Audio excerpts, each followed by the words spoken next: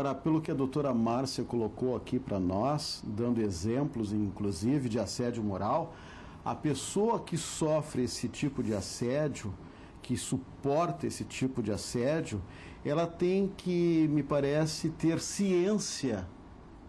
Para ela suportar isso, ela tem que ter ciência de tudo que acontece em sua volta, porque senão ela entra, eu creio que em parafuso e não consegue mais sair desse assédio. É porque a questão do assédio moral, ela lida com uma situação de baixa autoestima, de menos-valia do trabalhador, em que ele se sente culpado por aquelas ofensas. Não, eu devo estar sendo ofendido porque realmente eu não trabalho direito, porque realmente eu sou um preguiçoso, porque eu sou mulher, né? Depois eu até gostaria, se a doutora Márcia pudesse nos trazer isso. Doutora Miriam, o que nós podemos verificar é o que acontece, o que a Margarida Barreto, que é outra estudiosa desse tema, chama de pacto de tolerância e silêncio. O que acontece? O assediador escolhe um alvo, começa a praticar o assédio moral contra aquele alvo, e os demais trabalhadores, com medo de que deixe de assediar alguém e passe para aquele que foi lá denunciar, ou aquele que ficou ao lado do assediado, as pessoas ou se omitam ou façam parte até das ditas brincadeiras, das formas de assédio. Isso faz com que a pessoa, de fato, como a doutora Miriam colocou, comecem a pensar, mas eu estou reclamando para um colega, o colega diz, não, mas ele é tão bonzinho, comigo ele não faz nada, ele é tão querido, de forma que eu comece a pensar, mas então é comigo, então o problema sou eu. E isso ocorre diretamente porque nós ainda temos uma cultura no nosso país de achar que o cidadão, quando se torna empregado, quando se torna trabalhador, que ele perde direitos.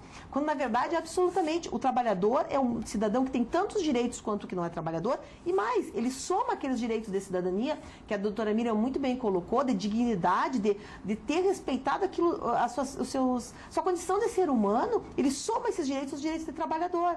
O que acontece? Eu, como trabalhador, não tenho conhecimento de que eu não sou obrigado a me submeter e, por outro lado, muitas vezes, como empregador, eu acho que eu tenho o direito de submeter aos outros para isso. Agora, essa matéria do assédio moral, doutora Márcia, começou mais ou menos há 5, 6 anos.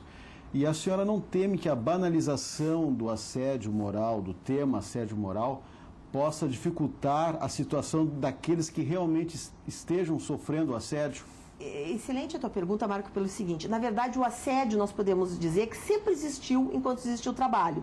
O que nós estamos vendo de um tempo para cá é que se o trabalho, por um lado, está cada vez menos pesado fisicamente, ele está cada vez mais duro, mais áspero psicologicamente, emocionalmente, até em função de todas as alterações que teve nas relações de trabalho. E o que acontece? Esses trabalhadores, os que efetivamente são vítimas de assédio, têm prejudicados os seus pleitos quando chega a um juiz ou quando chega no Ministério Público, porque a banalização daqueles pedidos que hoje qualquer coisa está sendo considerado muitas vezes assédio moral. E o assédio moral é um processo, é como se o assédio moral só pudesse ser verificado se nós tivéssemos um filme, uma fotografia não vai verificar o que é assédio moral, é necessário um processo, uma repetição. E os advogados pleiteando, do jeito que estão pleiteando assédio moral em qualquer causa, foi despedido, é assédio moral. Fez horas extras, é assédio moral. O patrão um dia teve uma discussão, assédio moral. E não é isso. Isso faz exatamente com que a consequência seja o que tu disseste, que quando efetivamente é um assédio, não se tem aquele olhar diferenciado que é necessário ter para poder efetivamente verificar que é uma situação de assédio e lidar com esse assédio da forma que isso exige.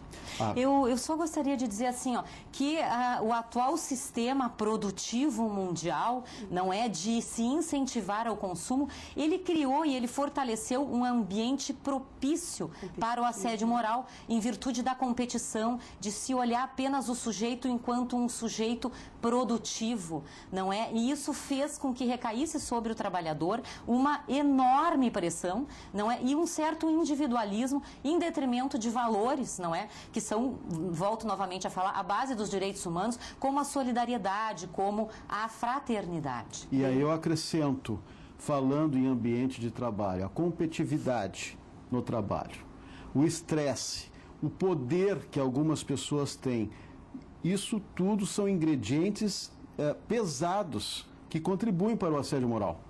Com certeza, porque às vezes até a pessoa que está assediando, não é? Ela sofre essa pressão do ambiente externo, do modelo econômico que se adotou, não é? E sofre também o estresse, a fadiga e repete isso em relação aos trabalhadores. A meta que ele exige dos demais é exigida dele. Então vem efetivamente numa escala, às vezes decidem mudar uma forma, exigem que o trabalho que era feito em 5 minutos passe a ser feito em 2 minutos, exigem isso numa multinacional, por exemplo, no exterior, essa decisão é passada para cá e é repassada. Então, um é pressionado pelo demais, exatamente como a doutora Miriam colocou, e as metas vão sendo cobradas e chegam no chão da fábrica.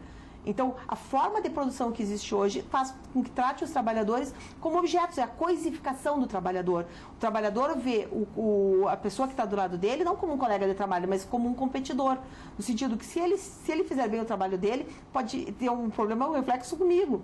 Então, não existe mais aquele companheirismo, aquele coleguismo.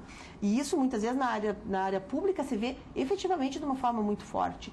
As coisas são tratadas como se os trabalhadores não fossem seres humanos, como se fosse engrenagem de uma máquina, que quando não servem mais são descartadas e são substituídas por outro trabalhador. Porque não se enxerga a pessoa do trabalhador, se enxerga aquilo que ele pode ou não render para a empresa. E isso, eu não sei, né, o que a doutora Márcia pensa, mas principalmente se intensifica quanto maior a empresa, no caso de multinacionais, transnacionais, quanto mais vinga a impessoalidade. A impessoalidade. No organizacional, que é uma forma de gestão da empresa, é isso. Vem uma decisão tomada em instância superior, aquela decisão vai passando por toda a empresa e chega no trabalhador. No pessoal, não. No pessoal independe. Pode ser uma empresa bem pequenininha, ou pode ser uma empresa média, ou a própria empresa, onde o dono da empresa está junto, e às vezes ele é o assediador. Claro. Porque aí é alguém que, por alguma razão, e não é muito difícil saber a razão de alguém que assedia, nós temos que nos preocupar nesses casos muito mais com o que ocorre com o trabalhador assediado, com as consequências que tem nele, e essa pessoa simplesmente escolhe um alvo e começa a perseguição, a humilhação, a jornada de humilhações que a Margarida Barreto coloca. Agora, falando em alvo, doutora Márcia, esse assédio moral, ele não adoece apenas o trabalhador, mas creio que a família também, porque a família, ela é atingida pelos reflexos desse assédio moral. Exatamente. Na esteira que a doutora Miriam colocou, a pessoa que é vítima de assédio e não tem respaldo dentro da empresa, não tem o apoio dos colegas, muito menos da empresa, o que ela faz? Ela começa a se culpabilizar, achar que ela fez por merecer, vai para casa, não vai chegar em casa e dizer, olha, eu fui o culpado, eu sei. A pessoa vai ficando mais quieta, vai recorrendo ao álcool, a remédios, vai tendo questões de síndrome de pânico, depressão e muitas vezes questões de tentativa de suicídio que atinge toda a família de forma direta, não só o trabalhador. Agora, essa questão, essa matéria dos direitos humanos, ela é interessante porque tem pessoas no trabalho que são tiranas e elas não se furtam de repente fazer aquela pressão de humilhar a pessoa, doutora Miriam.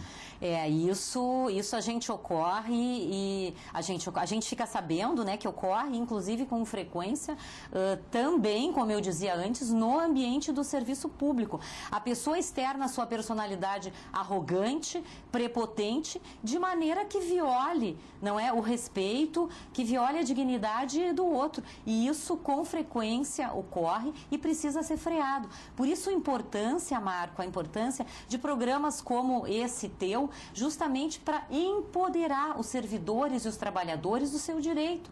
Porque cada vez que a gente aceita uma violação dessas, a gente está reforçando o comportamento do violador.